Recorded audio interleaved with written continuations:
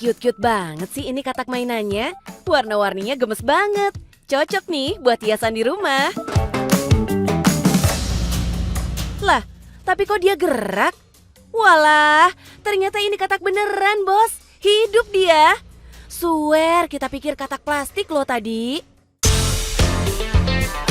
Ini lagi nih, sumpek amat tampangnya. Lagi mikirin apa sih, Pak? Kayaknya berat banget nih beban hidupnya. Ini nih, Bos, katak-katak eksotik yang warnanya gonjreng abis. Pantesan aja, banyak yang gemes pengen pelihara. Sekalian buat koleksi yang lain daripada yang lain. Kataknya sih boleh unyu, tapi cuannya dijamin galak, Bos. Nah, ini ada yang unik nih, Bos, sampai ekspor ke luar negeri. Mau tahu lebih lanjut, tetap di Cuan Bos.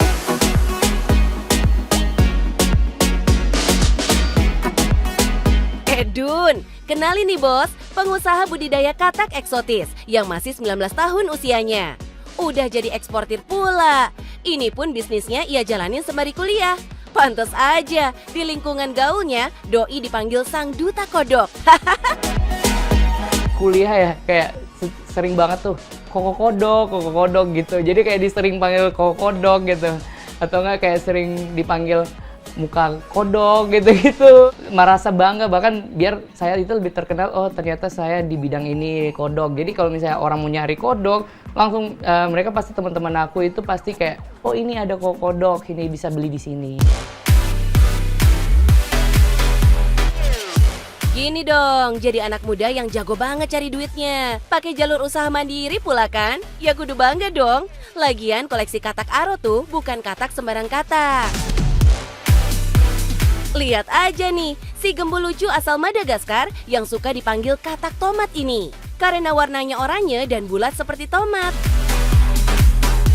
Kalau si pecicilan asal Amerika Selatan ini namanya katak tiger leg monkey yang warna kakinya mirip harimau. Plus hobinya manjat-manjat kayak monyet. Nah, kalau si biru mirip avatar ini namanya katak panah beracun. Di kampung halamannya, Amerika Tengah, racunnya suka diolesin ke panah para pemburu, Bos. Widih, ngeri. Tapi uniknya, katak ini udah hilang kandungan racunnya. Gimana tuh Mas ngilanginnya? Nah Bos, ini salah satu breedingan kita yang unik nih, yaitu kodok terribilis yang dimana sangat beracun di dunia, bisa mematikan 2 gajah sekaligus. Nah, tapi di sini kita sudah menjaga pola makannya, jadi sehingga di sini terribilisnya udah tidak beracun lagi. Wih, kok bisa ya? Dengan mengubah pola makan doang, kandungan racun hasil breedingannya bisa hilang. Ya kalau di hutan kan mereka itu makannya sembarangan, kayak serangga-serangga yang sembarangan yang bisa memicu keracunan gitu loh. Jadi kodok itu bisa menimbulkan racun dari tubuhnya. Sedangkan kita sudah di sini sudah breeding, jaga pola makannya, sehingga sekarang itu kodok-kodok kita di sini aman. Ini mah keren, Bos. Di sini emang Aro sengaja mengkarantina dulu jenis katak yang beracun biar bisa beradaptasi dan dipelajari perilakunya. Kita belum tahu nih siklusnya, caranya yang gimana, dia bisanya kayak gimana, dia makannya kayak gimana, suasana siklus alamnya kayak gimana gitu. Jadi kita harus lebih banyak belajar lagi biar bisa lihatnya deh, oh ini ternyata begini ya hidupnya, di sini lah gini. Nah, makanan katak yang paling sehat dan aman tuh salah satunya lalat buah. Biar pengeluaran lebih irit, Aro sampai pelihara sendiri loh lalat buahnya. Jadi ongkos pemeliharaan bisa dipangkas lumayan banyak, Bos.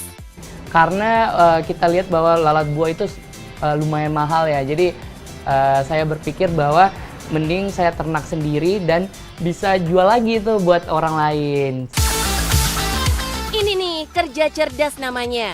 Jual lalat iya, jual pakan lalat buah juga iya. Jos lah. Aro juga gesit membangun jaringan sampai bisa ekspor ke Singapura dan Malaysia. Kataknya bahkan dipinang juga sama pengelola Taman Mini Indonesia Indah untuk pelengkap koleksi katak Nusantara mereka. Apa nggak hebat nih namanya? Karena kita sesama hobi nih ya, bisa saling-saling informasi gitu loh. Jadi kayak kita saling buat grup, bikin komunitas tentang dunia-dunia hewan seperti itu. Jadi ya bisa dapatlah sektor-sektor itu. Salutlah kita. Serius, apalagi bisnis ini tuh cuannya maksimal pula, Bos. Seekor katak eksotis di sini harganya antara 1,2 sampai 4,5 jutaan rupiah. Widih, omsetnya dijamin cakep nih. Ya kalau misalnya per bulan itu kalau rame nih ya sekitaran 100 sampai 200 juta. Tapi kalau lagi sepi bolehlah untuk menutupi biaya operasionalnya. Layak deh, Aro menyandang gelar Duta Kodok. Cuannya beneran gak bikin gondok. Tapi tetap ada aja PR-nya. Apalagi saat kita berurusan dengan makhluk hidup begini. Apalagi pebisnis jual makhluk hidup ya. Tentunya itu pasti banyaknya ruginya. Apalagi kan misalnya ada kodok yang mati. Jadi sehingga itu kerugian kita di situ sebenarnya. Nah, namanya pengusaha tuh sekolahnya seumur hidup, Bos. Gak ada tuh namanya berhenti belajar.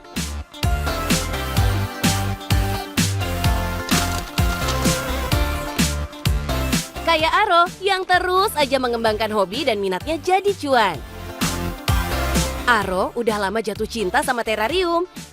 Itu, Bos, seni bikin replika ekosistem ini dalam wadah kaca. Terarium ini mirip aquascape, Bos, tapi tanpa air. Nah, si katak cantik ini yang jadi pelengkap dan penghias terariumnya. Wih, jadi sumber cuan kedua nih.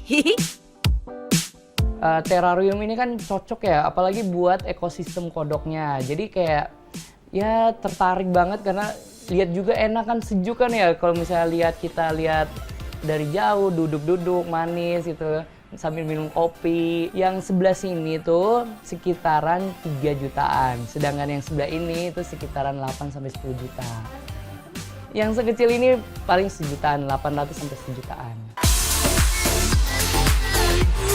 Kalau begini mah klien bakal ketagihan, terus bakal cerita-cerita deh sama teman dan relasinya. Makanya selain ngegas promo di sosial media, promosi dari mulut ke mulut juga sakti banget, Bos. Alhasil, bisnis laris manis sampai bisa ekspor segala. Salut deh Aro, anak-anak muda sahabat cuan. Cuslah, kita ikuti jejaknya. Nah bos, ini mulai dari hobi, tapi saya tekun dan semangat. Yang penting, cuan bos.